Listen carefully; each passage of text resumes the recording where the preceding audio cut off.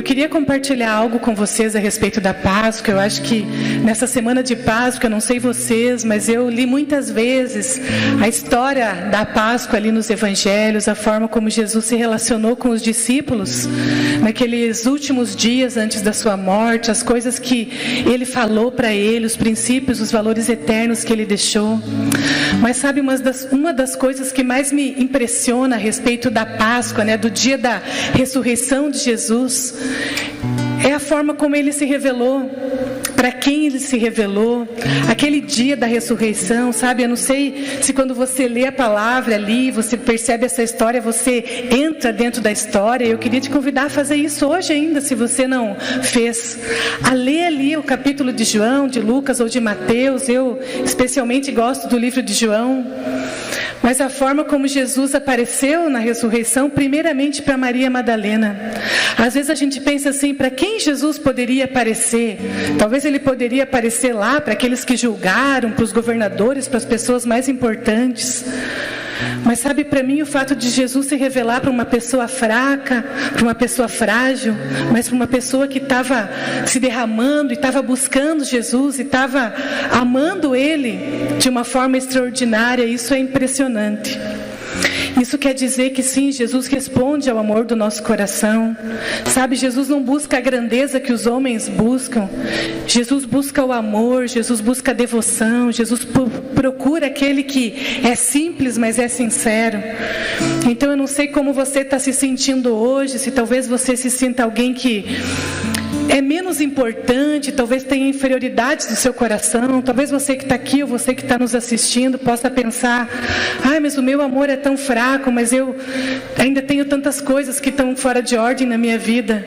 Mas sabe, o Senhor pode fazer novas todas as coisas no seu coração a partir de hoje. Sim, o Senhor se importa com o teu amor, com a tua devoção, com a tua sinceridade, porque os olhos de Deus passam por toda a terra e Ele busca aqueles cujo coração é totalmente seu.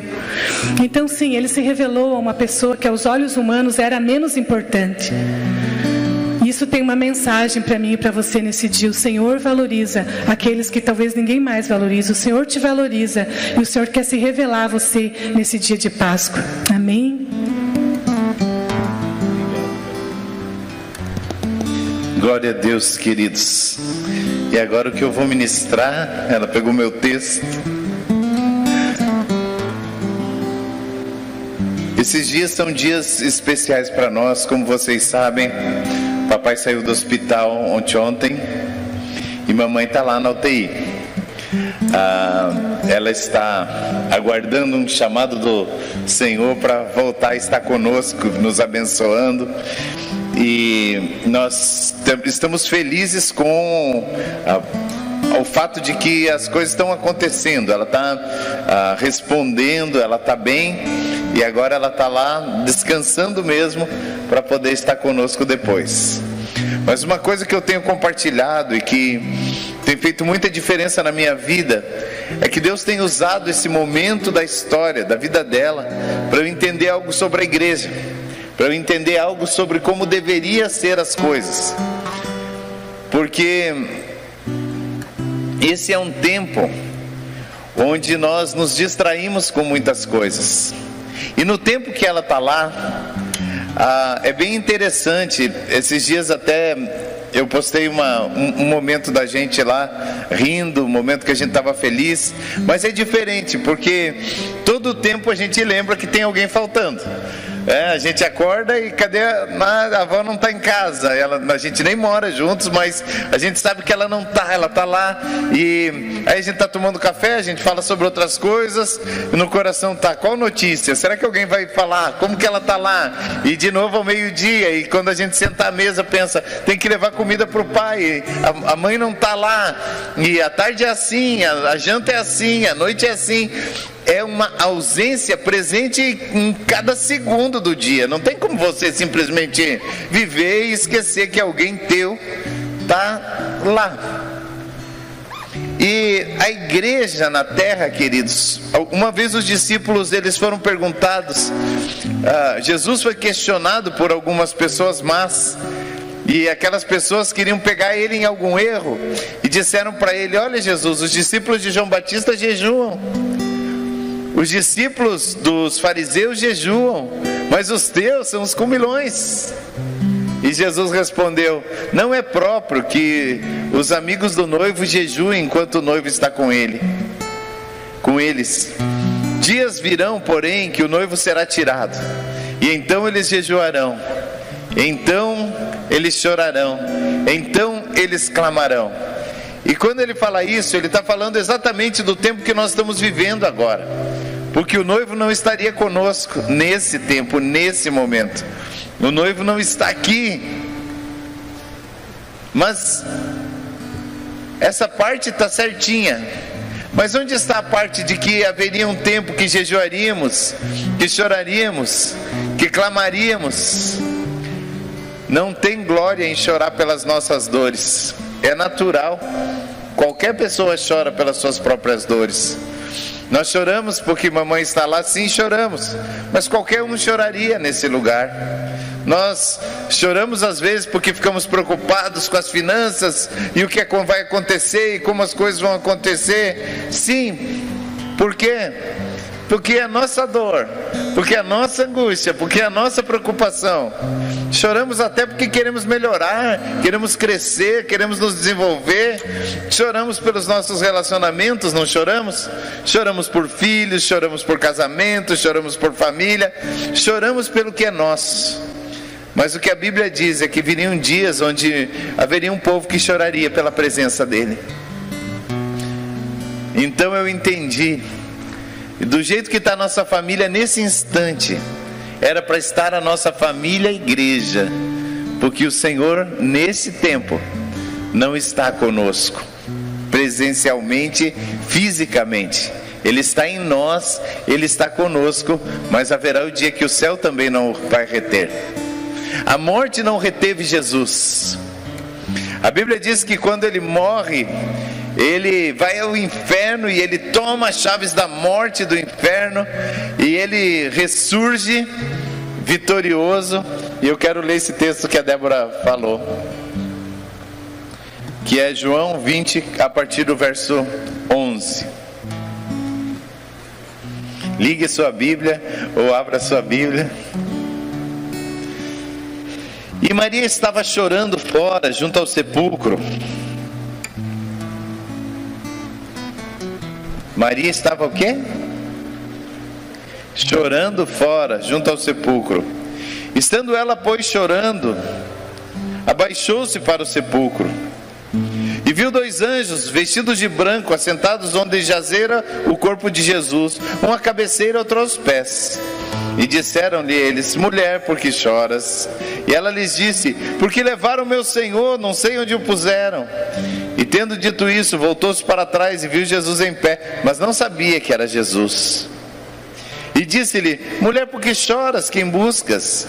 E ela, cuidando que era o cuidador do jardim, o hortelão, disse-lhe: Senhor, se tu o levaste, dize-me onde o puseste, eu o levarei. Disse Jesus: Maria. E ela, voltando-se, disse: Senhor, mestre. E ele disse: não me detenhas, porque ainda não subi para o meu Pai, mas vai para os meus irmãos, dize-lhes que eu subo para o Pai, vosso Pai, meu Deus, vosso Deus. Maria foi e anunciou aos discípulos que viram o Senhor e o que disseram. E aí eles contam, João está contando. Então o discípulo que o Senhor amava, ele mesmo, sai correndo. Pedro sai correndo, João sai correndo, ultrapassa o Pedro, mas quando ele chega na boca do sepulcro, ele é mais educadinho, ele é mais... Pedro já entra e olha o que está acontecendo, toma pé daquela situação. Mas tinha alguém chorando porque o Senhor não estava com eles. Tinha alguém esperando, tinha alguém à beira do túmulo, tinha alguém cuidando. Onde é o nosso lugar nesses dias? Onde é o nosso lugar nesses dias? E eu quero, depois Jesus aparece novamente aos discípulos, mas eu quero convidar você para o capítulo 21. João 21, diz assim: Depois disso, manifestou-se Jesus outra vez aos discípulos junto ao mar de Tiberíades, e se manifestou assim: estavam juntos Simão Pedro, Tomé, o Dídimo, Natanael, que era de Caná da Galiléia, e os filhos de Zebedeu, e os outros 2 dos seus discípulos. Disse-lhe Simão Pedro: eu vou pescar. E eles disseram: também nós vamos contigo. Foram e subiram logo para o barco, e naquela noite não apanharam nada. Eles eram especialistas nisso, não apanhar nada na pescaria. E sendo já amanhã, Jesus se apresentou na praia, mas os discípulos não conheceram que era Jesus. Eu vou parar aqui, depois eu continuo a partir do versículo 5. Nós estamos acostumados com as historinhas dos filmes americanos, e tem uma história recorrente nos filmes. A mulher tem um casamento lindo, um momento lindo com seu marido, e de repente chega uma carta e aquele marido é chamado para uma guerra. Dezenas de filmes têm essa temática. E ela está lá, noiva, tão feliz que estava com o marido, mas agora o marido vai para a guerra. E aí o marido vai para a guerra, e a batalha fica difícil, e eles ficam lá, e ele fica perdido, e acontecem coisas, e ele vai guerreando, e aí eles vencem o mundo inteiro, e aí ele volta para casa. Acontece que passou 2 anos que ele saiu de casa. E aí ele vai chegando em casa e tem uma expectativa, e ele está numa expectativa de voltar para casa. Mas quando ele chega em casa, o que acontece no filminho? Tem outro homem lá. Quando ele chega em casa tem outro, né? Alguém aproveitando-se da ausência entrou na sua casa. E aquela mulher não foi fiel. Por que Hollywood ama essa história, eu não sei. Porque para mim é uma história muito pesada.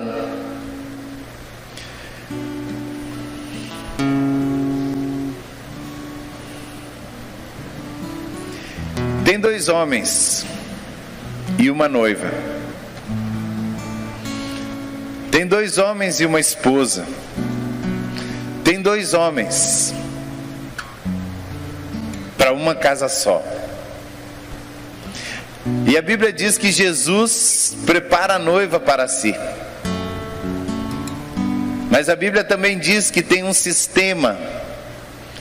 A Bíblia diz que o mundo jaz no maligno, tem um sistema todo. E nesse sistema nós vivemos para nós mesmos. E nesse sistema nós estudamos, nós trabalhamos, nós adquirimos, nós formamos família, e todo o nosso coração e toda a nossa atenção é para o que nós podemos conquistar, é para que nós podemos ter coisas, para que nós podemos, e nós acabamos até usando uma desculpa boa, que é para o conforto da nossa família, mas nós vamos nos tornando viciados em buscar mais, em ter mais, em crescer e fazer. Agora, eu preciso dizer uma coisa que é muito importante: não é errado conquistar, não é errado crescer, não é errado dar conforto à família, não é errado prosperar, porque a prosperidade pode vir do Senhor. Deus abençoou com prosperidade muitos dos seus discípulos, muitos dos seus servos, muitos dos homens e mulheres de Deus, mas é diferente quando nós vivemos para isso. Então esse sistema do mundo de viver para si mesmo é o outro. E Jesus está para voltar. E a pergunta é: quando Ele chegar na minha vida, eu vou ter esperado por Ele? Ou já vai ter outro? Vai ter outra paixão? Vai ter outro casamento? Não se iludam. Jesus não vai entrar em casa para dividir a sua noiva com o outro homem que ela arrumou.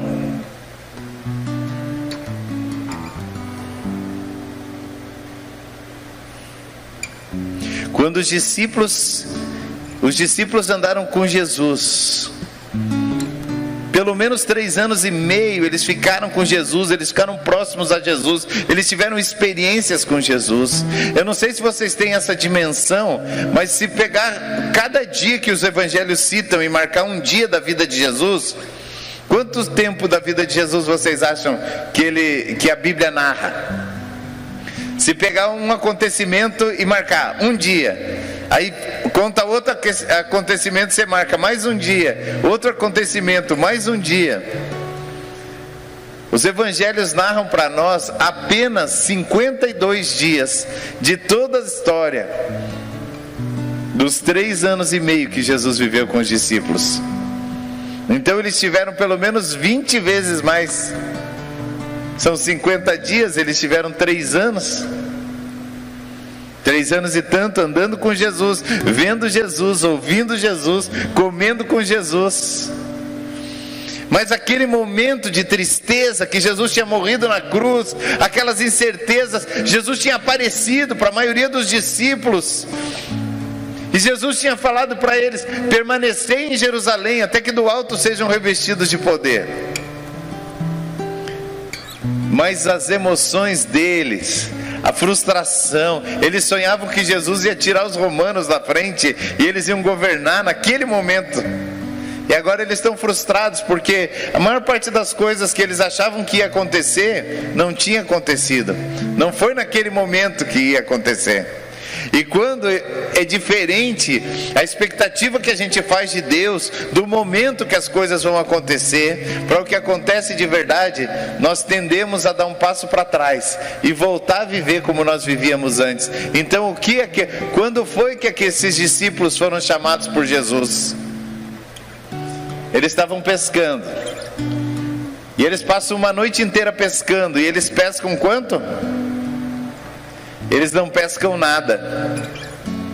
Então Jesus, chamando 2 pescadores, Simão, chamado Pedro, e aqueles que pescavam com ele, disse: me empresta o barco, porque a multidão o apertava. Estou falando da primeira pesca agora. A multidão estava apertando Jesus, e ele falou: Simão, posso usar seu barco? Ele falou: sim, mestre. Aí ele leva o barco, e Jesus fala para a multidão daquele barco, e depois ele diz: vai mais profundo com o barco. E aí ele foi mais profundo com o barco. Agora lança as redes à direita do barco. E ele falou: mestre, a gente tentou pescar a noite inteira, mas não pescou nada. Agora vindo tu diz: lance as redes. Ok, pela tua palavra eu vou lançar as redes. Ele lança a rede, e a rede fica cheia de muitos peixes. Eles começam a andar com Jesus naquele dia. E aí eles vão vivendo, se aprofundando, crescendo, mas a frustração do que eles imaginavam que ia acontecer e não aconteceu, eles estarem passando por aquelas dores, jogou eles de volta para onde? Eles começaram a fazer o que eles faziam antes de conhecer, antes da esperança. Falou: ok, não deu certo aqui, eu vou ter que cuidar eu mesmo da minha vida, e voltam a pescar. E nesse momento eles estão pescando. 5 do 21. Disse-lhe, pois, Jesus: filhos, lá na praia, e eles com o barquinho lá: tem alguma coisa para comer? E eles responderam: não. Eles não viram quem era. E ele diz: lançai a rede à direita do barco, que vocês vão achar. Lembram dessa frase? Lançaram-no, pois, e já não podiam tirar, porque tinha uma multidão de peixes. Então aquele discípulo a quem Jesus amava, João, é só ele que ele pensa isso, que toda vez que fala o discípulo a quem Jesus amava, só fala isso no Evangelho de João, tá? E é João que escreveu. Então é João o discípulo que Jesus amava. Ele se sentiu amadão. Que bom que ele se sentia assim. Então o discípulo a quem Jesus amava, ele dizendo dele mesmo, disse a Pedro: é o Senhor. E quando Simão Pedro ouviu que era o Senhor, cingiu-se com a túnica, porque estava nu, e se lançou ao mar. E os outros discípulos foram com o barco, porque não estavam distante da terra, senão uns 100 metros. levando a rede cheia de peixes. E logo que saltaram em terra, viram ali brasas e um peixe posto em cima e pão. E disse-lhe Jesus: trazei o peixe que vocês apanharam. Simão subiu, puxou a rede para a terra, 153 grandes peixes. Sendo tantos, não se rompeu a rede. E ele disse: vinde jantar. E nenhum ousava dizer: quem és tu? Porque sabiam que era o Senhor. Chegou, pois, Jesus, tomou o pão e lhes deu, e semelhantemente o peixe. E a terceira vez Jesus se manifestava aos seus discípulos, depois de ter ressuscitado dos mortos. E depois de terem jantado, Jesus disse a Simão: Simão, tu me amas?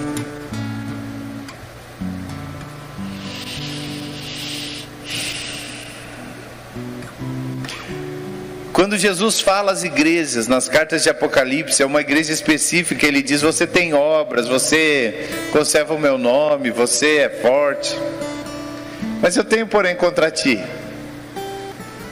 que você esqueceu o teu primeiro amor. Lembra da historinha?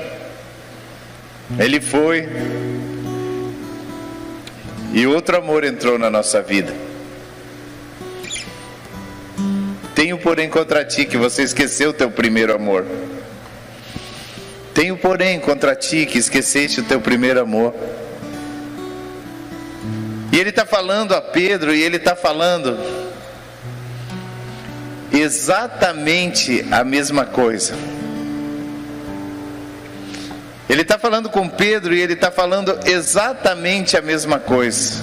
Eu queria que todos dessem atenção para mim agora.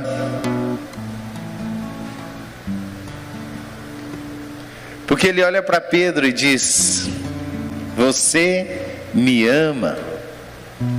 E Pedro diz: eu te amo, Senhor. E novamente ele olha para Pedro e diz: Pedro, tu me amas? E Pedro diz: sim, eu amo. Já meio inseguro da sua resposta, porque ele falaria de novo. E numa terceira vez ele diz: Pedro, tu me amas? E a Bíblia diz que Pedro se entristeceu. Pedro se entristeceu porque mais uma vez ele estava perguntando isso.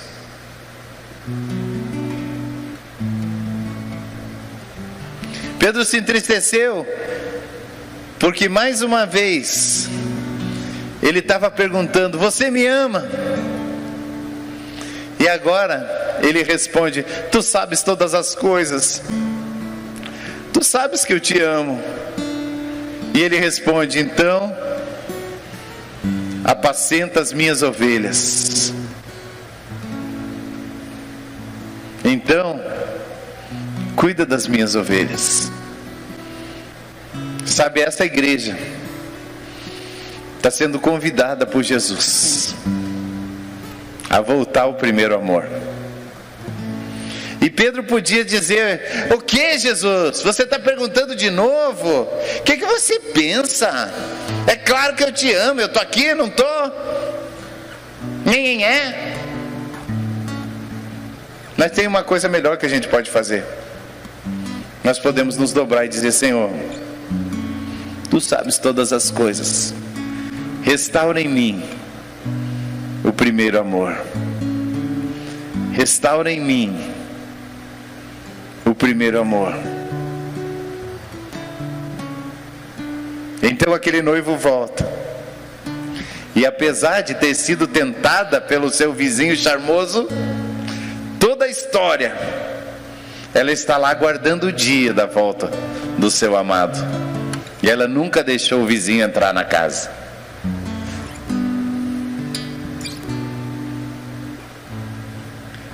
E é como o sentimento que temos por mamãe lá na UTI.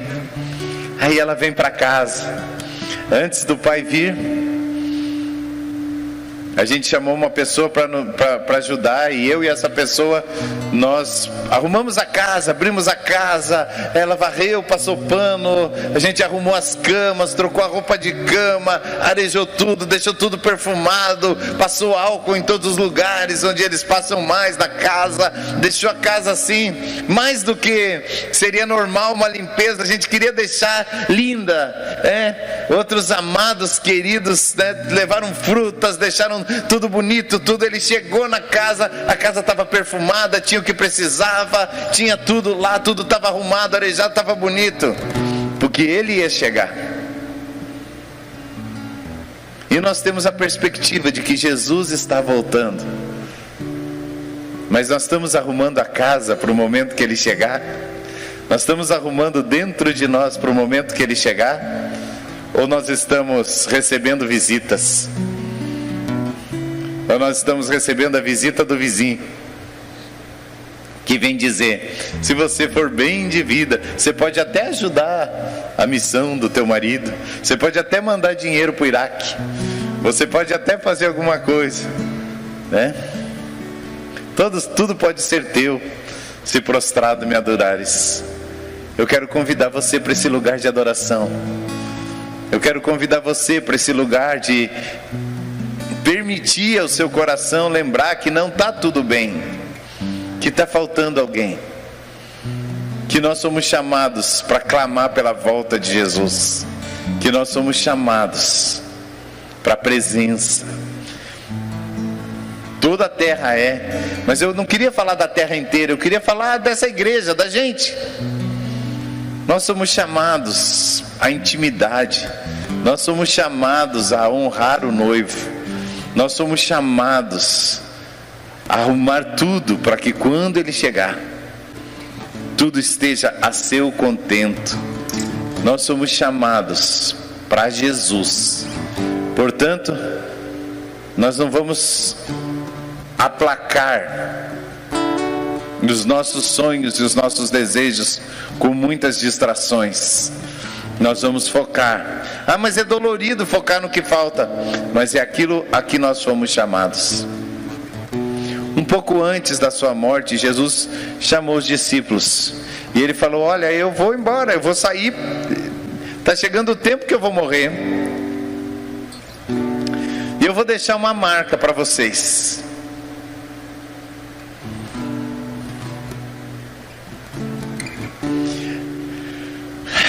É como se aquele homem imagine que aquele homem que foi para a guerra, ele gostasse muito de cappuccino, ele gostasse, toda manhã ele fazia um cappuccino, e ela fazia o cappuccino para ele, e era aquele momento de família gostoso pela manhã, toda manhã. E antes de ir para a guerra, ele olhasse e dissesse: olha, eu vou, mas eu volto, mas eu quero pedir uma coisa para você, que toda manhã você faça o cappuccino que a gente tomava junto. Toda manhã você faça o cappuccino que eu tomava com você. Eu não vou tomar cappuccino até eu estar de novo aqui com você, mas você vai fazer o cappuccino toda manhã, e quando você sentar à mesa, você vai tomar o cappuccino para lembrar de mim. Faz sentido? Você sabe por que tem a ceia? Porque o Senhor sabia que nós tendemos a viver pensando em muitas coisas, e aí ele disse: viu, esse é o pão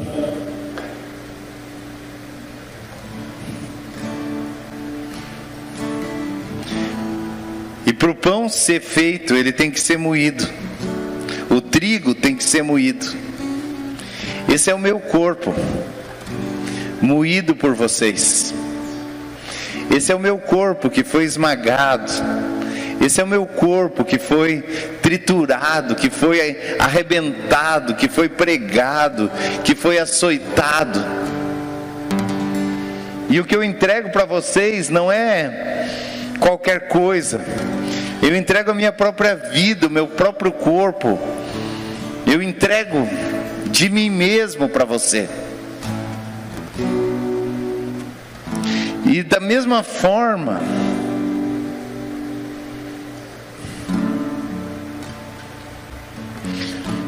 ele tomou o cálice.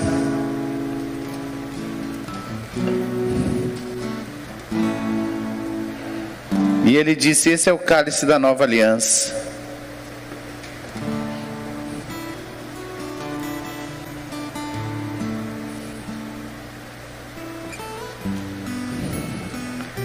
Esse é o cálice da nova aliança. Ele é meu sangue que foi derramado por vocês. Toda vez que vocês beberem, façam isso para lembrar de mim. Então, antes de ir, ele deixou um memorial. Assim como aquela esposa que ia levantar e ia fazer o cappuccino, e não tinha como fazer o cappuccino e não lembrar do amado que ia voltar. Assim o Senhor deixou a ceia. É para isso que serve a ceia. Gente, a ceia serve para dizer: eu estou voltando. Não percam a perspectiva de que eu estou chegando. Não percam a perspectiva, porque no dia que vocês perderem a perspectiva que eu estou voltando, vai ser impossível vocês resistirem ao vizinho, aos outros amores. É impossível. Pastor, como é que eu faço para deixar de pecar com tal coisa? Ame mais Jesus. Ah, mas não tem um esquema, não tem um jeito, não tem um comportamento. Fala, se você quer um esquema, você quer para facilitar, se você quer um jeito para se comportar, se você quer uma estrutura mental, emocional, isso pode até ajudar. Você vai ter que procurar um psicólogo, um coaching, ou alguém para te ajudar. Mas se você quer deixar alguma coisa para trás pelo poder de Deus, a pergunta para você é uma só, que é a pergunta que Jesus faz para aqueles que voltaram atrás no seu compromisso e voltaram a viver quase como se fosse a vida velha. Você me ama?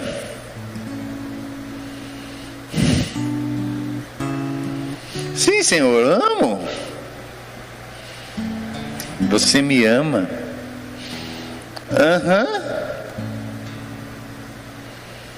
Pedro, você me ama? E agora aquela mulher olha para dentro de casa, olha para dentro do seu coração, olha para o seu noivo voltando e diz: você sabe tudo. Ele falou: então, volta para esse lugar, volta ao primeiro amor, lembra pois onde caíste, retorna, faz de novo, vem de novo para a minha presença. Vamos orar juntos?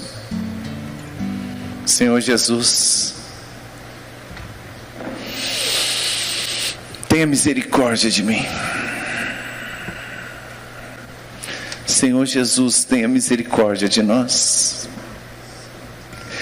Nesse dia em que celebramos a Tua ressurreição, nesse dia que nós dizemos: Papai, toda a nossa vida é Tua e o Senhor é tudo, nós clamamos que o primeiro amor, que a primeira paixão, que a nossa maior dedicação, que a nossa consagração mais profunda se faça em nós, neste dia e para todos os dias. Pai, que nós nem na nossa maior loucura deixemos de buscar a Tua presença e negociemos a vida contigo, mas que nós possamos nos entregar a Ti, Papai. Papai, eu te peço em nome do Senhor Jesus, faz em nós o Teu querer.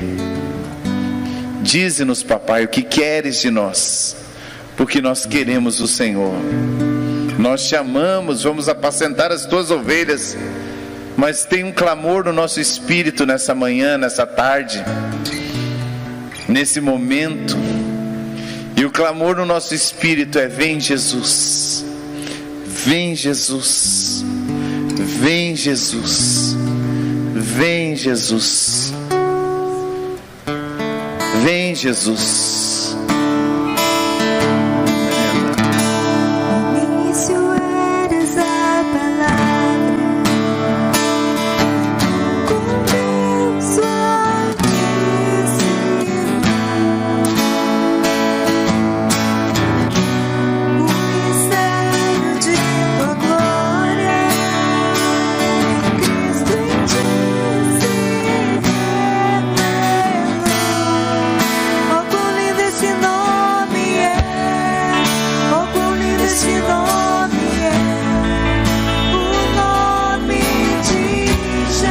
você está na sua casa, aproveite esse momento durante essa canção para correr para a cozinha.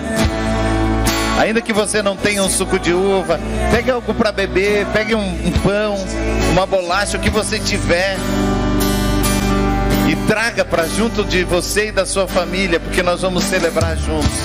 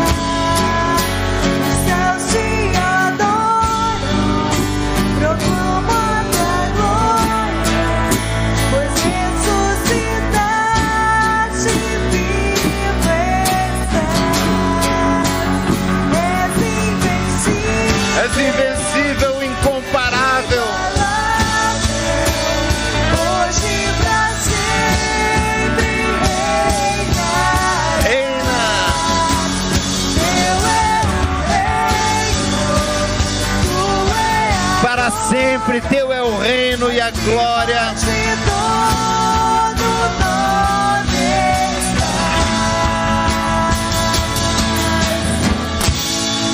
Oh, quão lindo esse nome é. Oh, quão lindo esse nome é. O nome de Jesus, meu Rei. Oh, quão maravilhoso é. Maior que tudo Ele é. Oh, quão maravilhoso é o nome de Jesus. Oh, quão maravilhoso é. Oh, quão maravilhoso é o nome de Jesus. Oh, quão maravilhoso é. Maior que tudo Ele é.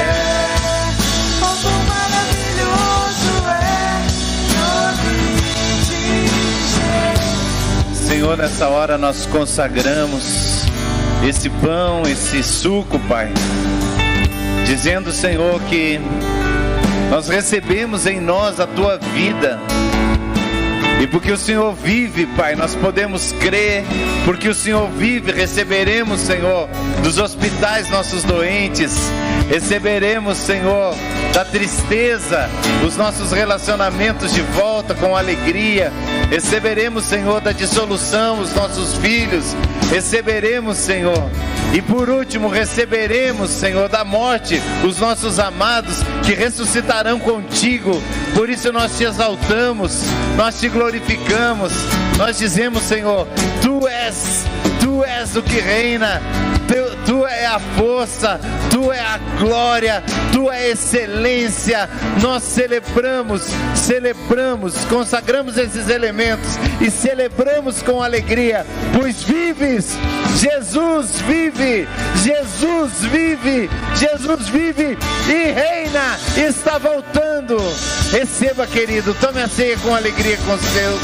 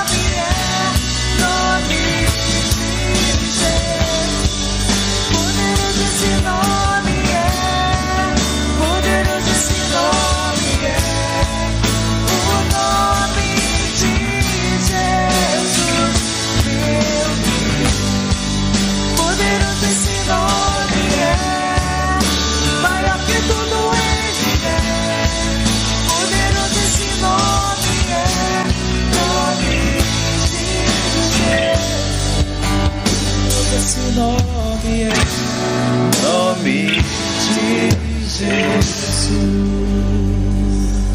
Dá uma salva de palmas ao Senhor, diga.